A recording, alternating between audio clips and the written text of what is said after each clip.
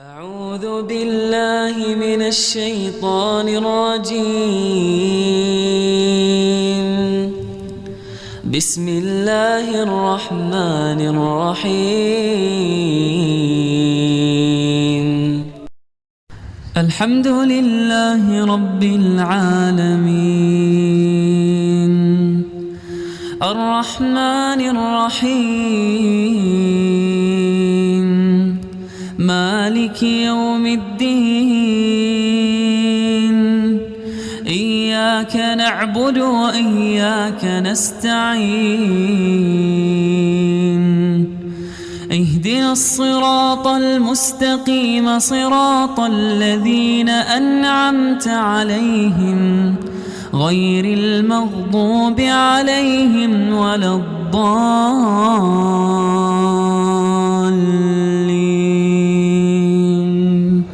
آمين.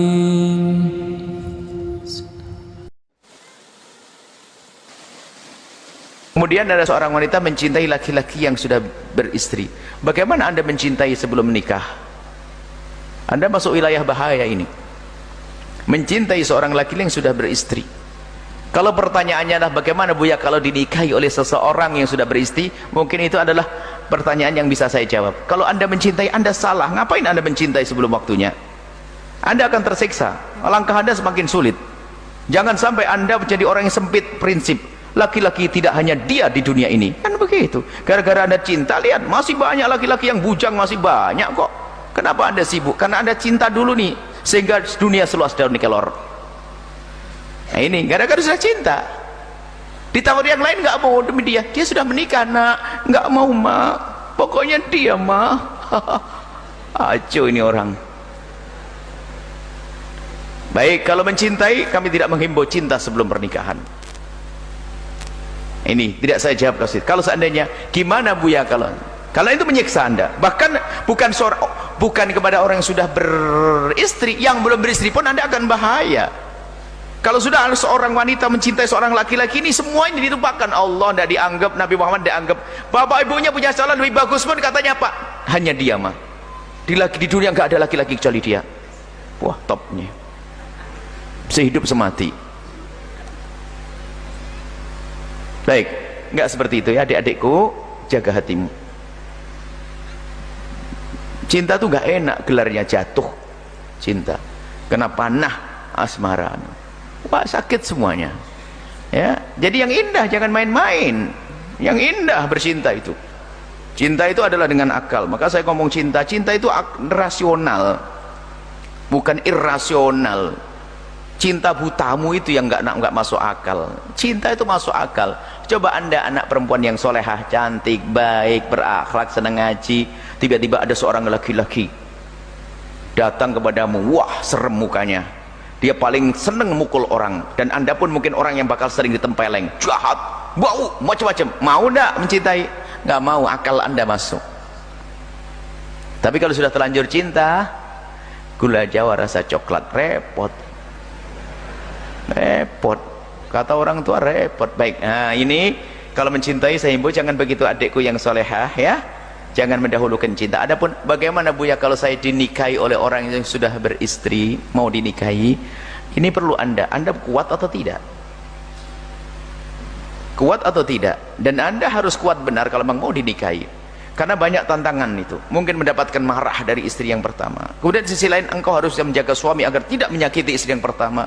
Engkau harus bisa menjaga suami agar semakin adil. Engkau harus, banyak tantangannya istri kedua ini. Cuman biasanya istri kedua ini kadang-kadang terlalu ambisi. Nggak apa-apa bang, sebulan sekali nggak apa-apa. Giliran sebulan sekali nggak terima, minta sebulan 2 kali. Setelah sebulan kan semua akhirnya nuntut rame terusnya. Ini biasanya begitu.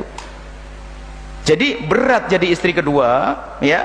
Berat jadi istri kedua, jangan hanya ambisi engkau untuk mendapatkan, misalnya anggap saja dia seorang ustadz, kesolehannya Anda bisa bertahap-tahap, Anda kekayaannya, takut ambisi yang nggak benar. Kalau niatmu benar ya sudah, bismillah, saya yang penting lah. Karena sebagian wanita itu punya keinginan 5, 1, 2, 3, 5, mungkin nafkah, pengayoman, keturunan, macam-macam ini 5. Tapi ada seorang wanita nggak butuh keturunan, saya sudah punya anak, duit saya hanya pengen laki-laki saja yang baik yang nemeni saya, nggak dikasih nafkah kamu ada. Jadi dari awal prinsip Anda nerima satu ini, setelah itu jangan nuntut. Ada wanita macam-macam. Intinya perlu Anda punya ilmunya, ketabahannya, dan ingat jangan hindari ambisi. Sebab mau itu mungkin karena ambisi mulia ada. Mungkin seorang wanita saya ingin nikah oleh seorang yang soleh, mungkin dia seorang tajir yang soleh, dia seorang baik, mungkin sekali. Tapi di balik itu jangan-jangan ada ambisi. Wah, dia kaya, dia ini, makanya nanti merongrong. Naudzubillah, dia mengajari suaminya untuk tidak adil, mengajari suaminya untuk jahat. Berarti jahat perempuan itu yang kedua. Jadi bukan dilarang Anda menjadi istri kedua, yang nggak boleh jadi istri kelima, haram. Keempat boleh, ketiga boleh, Anda menjadi Anda boleh. Tapi ingat, Anda harus hati-hati, Anda harus tabah, Anda harus kuat. Karena apa? Tentu di sana ada yang sakit hati, cemburu, yaitu istri pertamanya. Maka Anda harus bisa mengobatinya. Anda harus bisa bagaimana Anda berbuat baik dengan itu sebagai kakakmu dan sebagainya. Berat jadi istri kedua di situ. Kalau enggak, malah jadi perang jadi. Tapi tidak harus seperti tapi kata Bapak, Anda bisa memilih. Oh, kalau gitu nggak kuat. Nah, kalau nggak kuat jangan masuk ke sana. Terus ya cari yang bujang dong, yang single.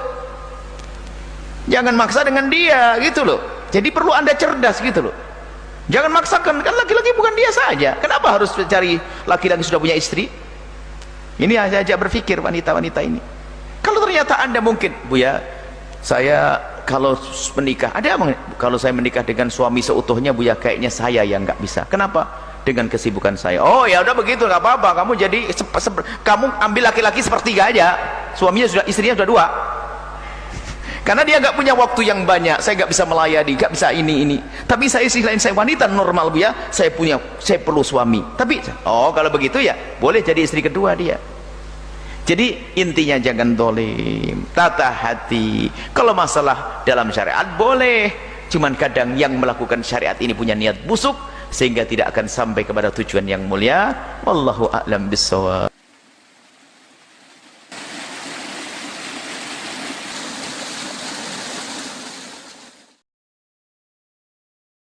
Lagi, kalau Nabi kan jelas, Sayyidah Khadijah itu sudah paham siapa suaminya. Suami saya Nabi, Rasul. Surganya pasti surga tertinggi. Karena surganya tertinggi, ujiannya pun pasti terberat. Karena surganya tertinggi, ujiannya pun pasti terberat.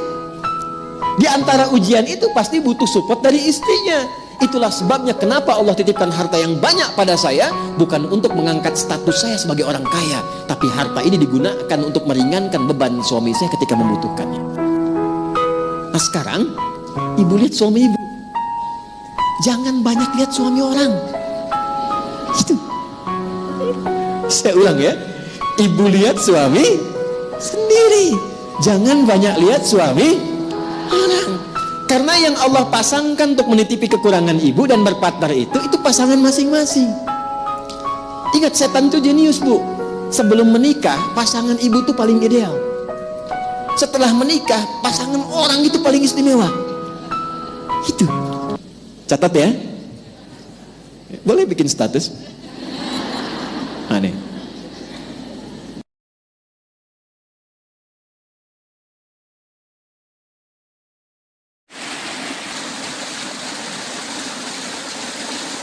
Kalau sebelum menikah, kata Quran ini, itu semua kelihatan indah. Betul, yang paling cantik itu calon Anda saja. Yang paling ganteng itu yang prianya saja. Nanti setelah menikah, akan terlihat sesuatu dan terdengar, tersaksikan, yang tidak pernah terbayangkan sebelumnya. Tapi apa yang paling indah kata Quran? Justru aku pasangkan engkau dengan dia, bukan dengan yang lain, karena dia yang mampu menutup kekuranganmu. Jadi ketika suami menemukan kekurangan di istrinya, kata Allah, kamu jangan marah. Bahasa Qurannya, jangan marah. Dia amanah dariku, aku titipkan engkau kepadanya, bukan pada perempuan lain, karena kekurangan di dia itu aku desain, engkau yang menyempurnakannya, bukan yang lain. Jadi ketika suami itu melihat istrinya sebagai titipan Allah, dan manusia bukan malaikat, ingat, yang salah itu adalah setan. Jelas? Yang benar terus adalah malaikat. Selama istri Anda bukan malaikat dan suami Anda bukan setan, dan Anda sadar itu manusia, percuma menggali kesalahan, pasti ditemukan. Tapi kalau kita lihat dia sebagai titipan Allah, oh salah, berarti saya yang menyempurnakannya. Oh dia cemberut, berarti saya yang senyum. Oh dia ada masalah, berarti saya yang mengingatkannya. Itu gambaran asal pokok mengerjakan sesuatu karena Allah. Tapi menjalani tidak semudah mengucapkannya. Ustadz juga sama betul. Makanya jarang ada ustadz ceramah bawa istrinya. Ini live ya? Aman bun, insya Allah.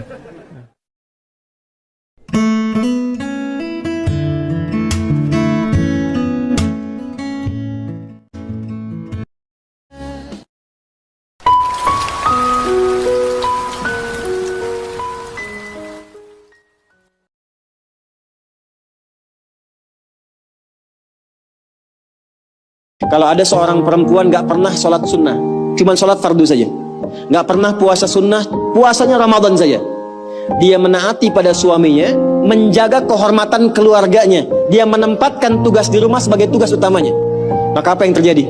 Qila laha yaumal qiyamati, dikatakan kepada perempuan ini saat kembali kepada Allah di yaumil hisab, udkhulil jannata min haitsu syi'ti, cepat langsung masuk surga dari pintu mana saja yang kamu kehendaki, gak ada hisab.